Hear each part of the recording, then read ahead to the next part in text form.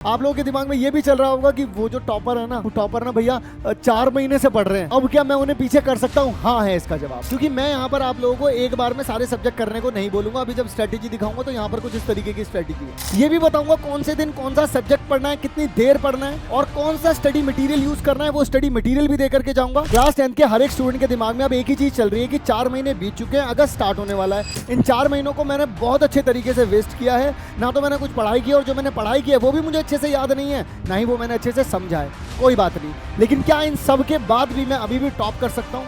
Half yearly में अच्छे number लेकर के आ सकता हूँ, प्री बोर्ड में अच्छे नंबर लेकर के आ सकता हूँ, बोर्ड में क्या मैं उन टॉपर से लड़ सकता हूँ? तो जवाब है हाँ। लेकिन अब आप लोगों का जो सवाल है वो सही होना चाहिए। सवाल ये होना चाहिए कि कैसे, क्या मेरे पास कोई टाइम टेबल है ऐसा जिसको मैं फेथफुली पूरी तरीके से फॉलो कर लूं? टेंशन लेने की कोई जरूरत नहीं है। आज इस वीडियो में मैं आप लोगों को टाइम टेबल भी बताऊंगा, ये भी बताऊंगा कौन से दिन कौन सा सब्जेक्ट पढ़ना है, कितनी देर पढ़ना है और कौन सा स्टडी मटेरियल यूज करना है, वो स्टडी मटेरियल भी देकर के जाऊंगा। मतलब ये वीडियो पूरा का पूरा 100% सोल्यूशन है आप लोगों का। बस इस वीडियो को आप लोगों को एंड तक देखना पड़ेगा, पूरे डेडिकेशन के साथ, स्किप नहीं करना है, शुरू से लेके एंड तक देखना। हेलो एवरीवन, स्वागत है आप सभी लोगों का इस धमाकेदार वीडियो में, क्योंकि आज हम लोग आपकी सभी दिक्कतों का सोल्यूशन लेकर के आए हैं। आप लोगों की दिक्कतें क्या हैं? आप लोग सोच रहे होगे यार मैंने तो अभी कुछ पढ़ना ही स्टार्ट नहीं किया, या फिर मैंने जो पढ़ा वो तो मैं भूल गया, या फिर मेरे को सिर्फ एक ही चैप्टर आता है। कोई दिक्कत नहीं है। आप लोगों के दिमाग में ये भी चल रहा होगा कि वो जो टॉपर है ना, वो टॉपर ना भैया 4 महीने से पढ़ रहे हैं, अब क्या मैं उन्हें पीछे कर सकता हूं? हाँ है इसका जवाब। कर सकते हैं हम उन्हें पीछे, लेकिन जरूरत है एक डिटर्मिनेशन की, जरूरत है आप लोगों को जो मैं कहूंगा वो बात मानने की। इस वीडियो के एंड तक पहुंचते पहुंचते आप लोगों को जिन चीजों की जरूरत है, एक स्ट्रेटेजी मैं आपको दूंगा। उस स्ट्रेटेजी को पूरा करने के लिए जो कंटेंट चाहिए मैं आपको दूंगा, जो पीडीएफ चाहिए मैं आपको दूंगा, और जो मोटिवेशन चाहिए वो भी मैं आपको दूंगा। तो चलिए स्टार्ट करते हैं हम लोग इस वीडियो को। और यहां पर हम लोग सबसे पहले बात करेंगे नो योर ऑब्स्टेकल्स। लाइफ में कभी भी किसी से भी लड़ने जा रहे हैं हम लोग, या कोई भी युद्ध हो रहा है, तो वहां पर सबसे बड़ी चीज जो एक योद्धा करता है, जो तुम्हें करनी है, अपने दुश्मन को पहचानना है, अपने दुश्मन के बारे में जानना है। तुम्हें जानना होगा कि अगर तुम्हें मैथ्स, साइंस और एसएसटी, ये 3 कोर सब्जेक्ट है जिसके बारे में आज हम इस वीडियो में बात कर रहे हैं, इन तीनों सब्जेक्ट्स में ऐसे कौन कौन से विलन हैं, जिनके पास कौन कौन से ऐसे हथियार हैं, कौन कौन से ऐसे लोग हैं जो ज्यादा मुश्किल हैं जिनको टैकल करना, कौन कौन से ऐसे लोग हैं जो कि मेरे एक रैप्टे में ही निपट जाएंगे। तो इस चीज को समझ पाना थोड़ा सा मुश्किल तब हो जाता है जब हम सीधा दे घुसते हैं, लेकिन हमें सीधा नहीं घुस जाना है इसमें। हम लोगों को पहले प्लानिंग करनी है, हमारे दुश्मन को हमें जानना है। Know them. जब तुम दुश्मन को जानते हो, जो सोचते हो कि उसके पास यार AK-47 दे रखी है, एक बंदूका भी है उसके पास एक पर्टिकुलर तरीके का वेपन है, ये है वो है, जब आपको समझ में आता है तो आप भी कोशिश करते हो कि पहले हम भी इस तरीके के जो मुंह तोड़ जवाब है हम भी तैयार रखेंगे, उसके बाद कूदेंगे मैदान में। अगर सीधे ही कूद जाएंगे, BGMI खेला हो, फ्री फायर खेला हो, आप लोगों ने नोटिस किया होगा, सीधे ही दे भगते हो तो क्या होता है? पेले जाते हैं। पहले वाले भी पेले गए थे, तुम भी पेले जाओगे। लेकिन अब ऐसा नहीं होगा, क्योंकि अब हम लोग घुसेंगे प्लानिंग के साथ। Know them. तो सबसे पहला हमारा काम होगा कि हम लोग हमारे दुश्मन को पहचानेंगे, जानेंगे, और उसके बाद क्रश देम, उधेड़ के रख देंगे इनको। तो चलिए सबसे पहला स्टेप करते हैं, इस वीडियो को 2 पार्ट्स में बांटते हैं, नो योर एनिमीज। तो सबसे पहले जानते हैं अपने एनिमीज के बारे में। हम जानते हैं कि हमारे 3 दुश्मन हैं बड़े, एक मैथ्स, एक साइंस और एक एसएसटी। तीनों के बारे में ही जानना बहुत ज्यादा जरूरी है। सबसे पहले बात करता हूं, और उनके सिलेबस के बारे में जानने की बात हो रही है यहां पर। तो यहां पर ये मैथ्स है, लेकिन इस तरीके से पढ़ने में ज्यादा मजा आता नहीं है, इस तरीके से समझ में भी आता नहीं है कि इसमें कितने चैप्टर हैं, इसमें कितने चैप्टर हैं, ये क्या है, ये क्या है। मेंसुरेशन में कौन कौन से चैप्टर आएंगे, ज्योमेट्री में कौन कौन से चैप्टर आएंगे, अलजेब्रा में कौन कौन से आएंगे, लेकिन ऐसे पता चल जाएगा क्योंकि मैंने पहले से ही लिख रखा है कि नंबर सिस्टम में आपके पास सिर्फ रियल नंबर आएगा, अलजेब्रा में ये 4 चैप्टर आएंगे, कोऑर्डिनेट ज्योमेट्री में सिर्फ 1 आएगा, ज्योमेट्री में 2 चैप्टर हैं, ट्रिग्नोमेट्री में 2 चैप्टर हैं, मेंसुरेशन में भी 2 हैं, और प्रोबेबिलिटी स्टैटिस्टिक में भी 2 ही चैप्टर हैं। तो कुल मिलाकर के हमारे पास ये नंबर ऑफ चैप्टर्स कितने हो जाते हैं? 14। तो टोटल नंबर ऑफ चैप्टर्स कितने हो गए अपने पास? 14 चैप्टर्स हो गए। डन हो गई यहां तक की कहानी? सर डन है। ओके, तो यहां पे इसके बारे में पता चला मैथ्स इनका जो ये जो मेरे एनिमीज हैं, इनका जो एक संगठन है उसके पास तो 14 ऐसे योद्धा हैं जो कि बिल्कुल लड़ने के लिए तैयार खड़े रहते हैं। तो यहाँ पे हाईलाइटेड है 14। इसके बाद मैं अपने दूसरे एनिमी के बारे में मैंने पढ़ना स्टार्ट किया। ऐसे पढ़ने में मजा नहीं आ रहा, तो सचिन सर ने थोड़ा डिटेल दिखा दी। तो पहला वाला जो यूनिट है इसमें, यहाँ पे 4 चैप्टर केमिस्ट्री के आ रहे हैं, वर्ल्ड ऑफ लिविंग में बायोलॉजी के 4 चैप्टर आ रहे हैं, ठीक है। उसके बाद के यानी कि यहाँ पर लाइफ प्रोसेस है, हाउ टू ऑर्गेनाइज रिप्रोड्यूस है, कंट्रोल एंड कोऑर्डिनेशन है, हेरिडिटी है। इसके बाद आप लोगों के पास नेचुरल फिनोमेना में ह्यूमन आई और लाइट है, इफेक्ट ऑफ करंट में electricity and magnetic effect of current है, इसके बाद अवर एनवायरनमेंट है। इन सबको जोड़ेंगे तो टोटल 80 मार्क्स का आता है ये। अब यहाँ पर अगर मैं बात करूँ तो टोटल नंबर ऑफ चैप्टर्स कितने हो रहे हैं, 13 हो रहे हैं। पहले वाले दुश्मन के पास कितने थे, पहले वाले सेक्शन में 14, दूसरे वाले सेक्शन में 13। ध्यान से हम स्टडी कर रहे हैं हमारे दुश्मन के बारे में। इसके बाद आता है एसएसटी। एसएसटी में आप लोगों के पास मैंने हर एक चीज़ को छोटे छोटे पार्ट्स में बांट दिया है। जैसे हिस्ट्री है 5 चैप्टर है, पॉलिटिकल है 5 है, ज्योग्राफी है 7 है, इकोनॉमिक्स है 4 है। तो टोटल नंबर ऑफ चैप्टर्स कितने हुए, 21।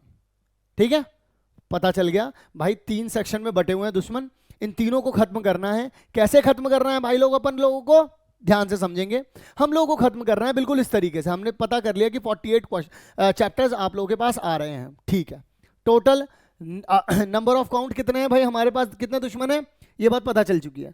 अब हम लोगों को पता करना है कि हमें इन्हें पेला कैसे जाए इन सबको। तो आइए जरा समझते हैं कि किस तरीके से इनको उधेड़ा जाएगा। तो यानी कि हम लोग क्या करने वाले हैं, लेट्स क्रश देम।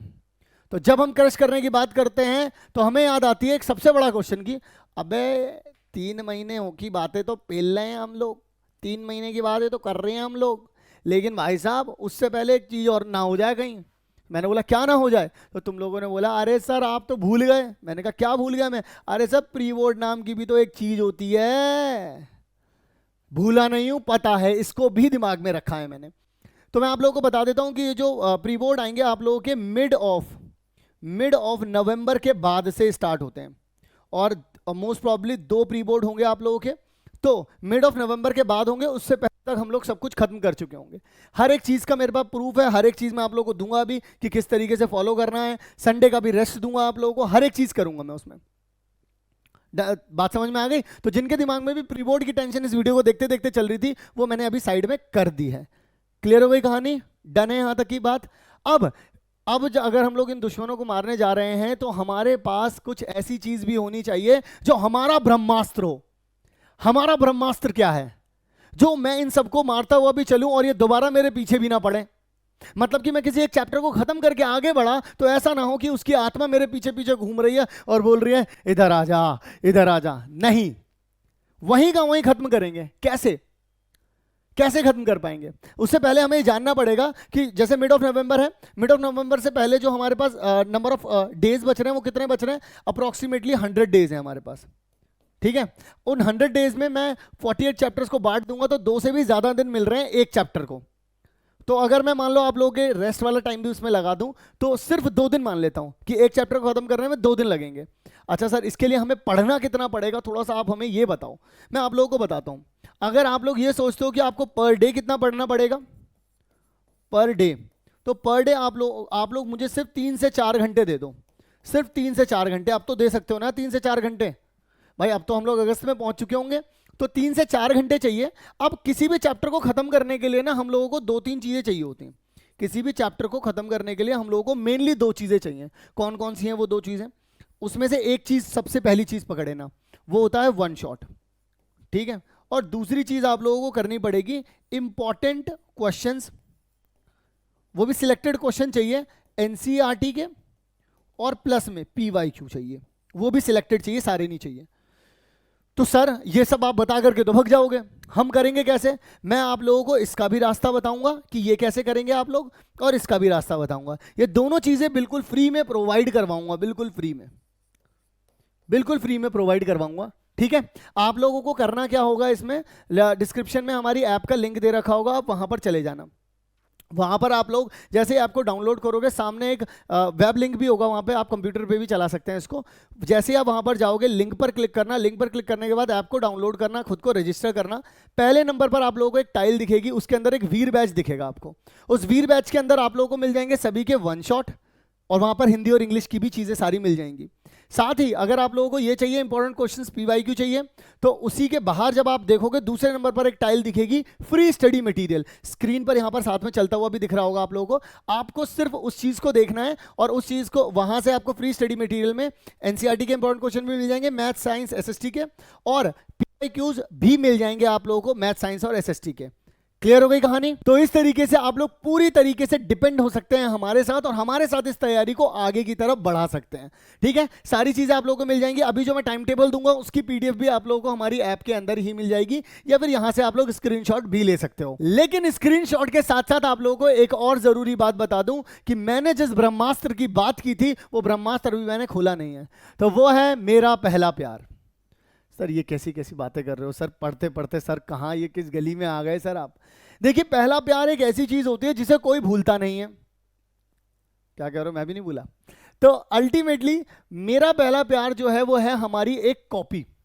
ये होगी हमारी एक कॉपी, क्योंकि हम पहले प्यार को कभी भूलते नहीं है, तो इस कॉपी में हम एक ऐसा कंटेंट लिखेंगे जो हमें कभी भी भूलना नहीं है। हम लोगों को उसको हर वक्त अपने साथ रखना है, क्योंकि जो चीज़ मैं उसमें लिखवाने वाला हूं आप लोगों से, अगर वो आप लोग टाइम टेबल के हिसाब से जो जो बोल रहा हूं वो लिखते चले गए तो आपका मज़ा, आप खुद मज़ा बांधोगे यार। क्योंकि मैं यहाँ पर आप लोगों को एक बार में सारे सब्जेक्ट करने को नहीं बोलूंगा। अभी जब स्ट्रैटेजी दिखाऊंगा तो यहाँ पर कुछ इस तरीके की स्ट्रैटेजी है। जब स्ट्रैटेजी दिखाऊंगा तो आप लोगों को खुद ब खुद पता चल जाएगा, एक एक करके करना है। तो आपको करना क्या है, पहले एक दिन जब आप किसी भी चैप्टर को करने जाओगे तो डे 1 पर आप लोगों को से मैं बोलूंगा कि आप वन शॉट करो, और जब आप वन शॉट करोगे तो उसके आप लोग बनाना नोट्स इसी कॉपी में, जो जो सही सही बातें लगे वो लिख देना।